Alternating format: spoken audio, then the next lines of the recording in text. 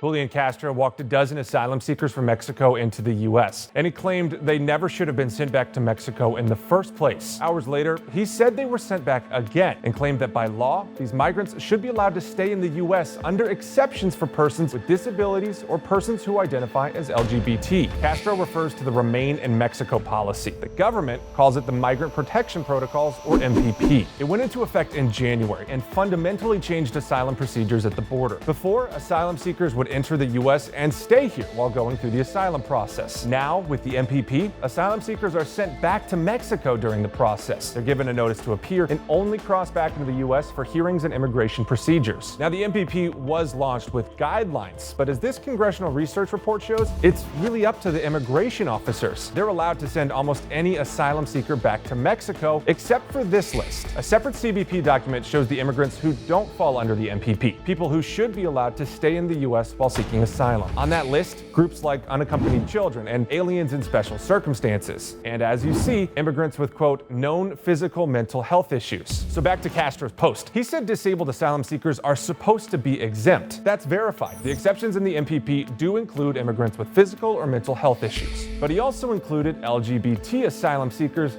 and that's a gray area. Further down that same list of exceptions, immigrants, quote, more likely than not to face persecution or torture in Mexico. Advocates point to this part when they say LGBT members should be exempt. They claim Mexico is a hostile environment for LGBT members and that forcing them to stay there puts them at risk. But as you saw, LGBT isn't specifically listed as an exception. That means to stay, they have to apply based on fear, and they have to convince an immigration officer that their fear is warranted. Then it's up to that officer to decide if they stay or not. To wrap this all up, we can't actually verify if the immigrants Castro met with were disabled or members of the LGBT community, but his claim about exceptions is partially true. If asylum seekers are disabled, they should be exempt from the MPP and should be able to stay in the U.S. The LGBT claim is up in the air. Those people would have to apply for an exception and could be approved if their immigration officer thought their fears were legitimate. With your Verify, I'm Jason Puckett.